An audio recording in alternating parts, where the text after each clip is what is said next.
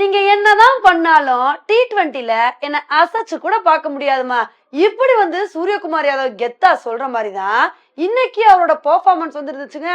மனுஷன் வேற லெவல் இன்னிங்ஸ கொடுத்து செஞ்சுரி அடிச்சு பட்டைய கிளப்பிட்டாரு.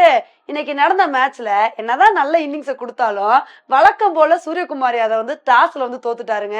சவுத் ஆப்பிரிக்கா உங்களுக்கு இதே பொழப்ப போச்சு, நீங்களே ஃபர்ஸ்ட் பேட்டிங் பண்ணுங்கன்னு சொல்லிட்டு நம்மள பேட்டிங் பண்ண விட்டுட்டாங்க.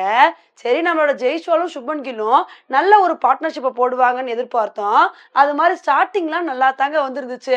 அப்பதாங்க நம்ம இந்தியாவுக்கு எவனா வந்தாரு கேசவ் மகாராஜ். வந்தவுடனே மனுஷன் சுப்மன் கில்ல எல்பிடபிள்யூ முறையில அவுட் பண்ணிட்டாருங்க.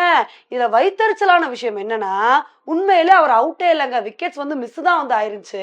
ஆனா ரிவ்யூ எடுக்காம விட்டனால அவர் கிளம்பிட்டாரு. அதுக்கப்புறம் சுப்மன் கில் தான் போனாருன்னு பார்த்தா அடுத்த பால்ல திலக் வர்மாவை கேசவ் மகாராஜ் தூக்கிட்டாருங்க. 2 விக்கெட் போனோடனே நமக்கு பயமாயிருச்சு. என்னப்பா விக்கெட் மலமலன்னு போகுதே அப்படின்னு நம்ம நினைச்சோம். ஆனா அதுக்கப்புறம் சூரியகுமார் யாதவும் ஜெய்ஸ்வாலும் வேற லெவல் பார்ட்னர்ஷிப் போட்டுட்டாங்க. 2 பேருமே பயங்கரமா விளையாட ஆரம்பிச்சிட்டாங்க.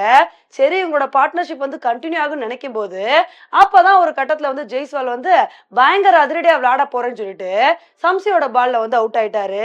நீ அவுட் ஆனா என்னப்பா, நான் இருக்கேன், நான் விட மாட்டேன் அப்படின்னு சொல்லிட்டு சூரியகுமார் யாதவ் கடைசி வரைக்கும் நின்று 6, 4ன்னு சொல்லிட்டு வெலாசி தள்ளிட்டு இருந்தாருங்க. என்னை ஏன் அடுத்த மிஸ்டர் 360 டிகிரின்னு சொல்றாங்க, அதை நான் இன்னைக்கு ப்ரூவ் பண்ணி காமிச்சே தீருவேன்னு சொல்லிட்டு வேற லெவல் ஆட்டத்தை வெளிப்படுத்தினாருங்க. ஜெய்ஸ்வால் அவுட் ஆனவுடனே ரிங்கு சிங் வந்தாரு. இவரும் அதிரடியா விளையாடுவார்னு நினைச்சோம். ஆனா ரிங்கு சிங் ஒரு 6 எல்லாம் அடிச்சாரு. அதுக்கப்புறம் அவரும் கிளம்பிட்டாரு. ஆனா சூரியகுமார் யாதவ் மட்டும் கடைசி வரைக்கும் நின்று சூப்பரா விளையாண்டு செஞ்சுரி அடிச்சு பட்டைய கிளப்பிட்டாருங்க. செஞ்சுரி அடிச்சதுக்கு அப்புறம் சூரியகுமார் யாதவ் 6 அடிக்க போய் அவர் அவுட் ஆயிட்டாருங்க.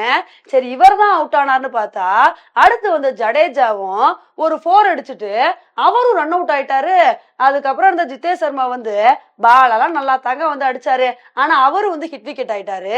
இதனால 20 ஓவர் முடிவுல நம்ம இந்தியா இன்னைக்கு 201 ரன் எடுத்திருக்கோம். இதை பார்க்கும்போது எப்பா 200 ரன் மேல எடுத்தோம், பெரிய ஸ்கோர் தான் அப்படின்னு நமக்கு தோணினாலும் இந்த மேட்ச் எங்க நடக்குது? சவுத் ஆப்பிரிக்கா ஆஸ்திரேலியா கூட 434 ரன்னை சேஸ் பண்ணி வின் பண்ணாங்க பாத்தீங்களா? அந்த கிரவுண்ட்ல நடக்குதுங்க. அதனால நம்ம இந்தியா பவுலிங் பண்ணும்போது ரொம்பவே கவனமா இருக்கணும்.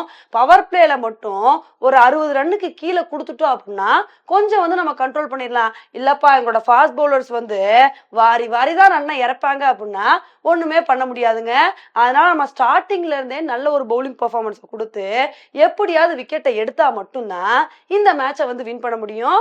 இல்லைன்னா ரொம்ப கஷ்டமா போயிடும். பொறுத்து பார்க்கலாம் நம்ம இந்தியா என்ன மாதிரி ஒரு பவுலிங் பெர்ஃபார்மன்ஸ் கொடுக்குறாங்கன்னு சொல்லிட்டு. ஓகே ஃப்ரெண்ட்ஸ், இன்னைக்கு நம்ம இந்தியாவோட பேட்டிங் பெர்ஃபார்மன்ஸை பத்தி நீங்க என்ன நினைக்கிறீங்க அப்படின்றத என்னோட கமெண்ட் செக்ஷன்ல போடுங்க. இதே மாதிரி இன்னொரு உங்களை மீட் பண்றேன். Bye friends.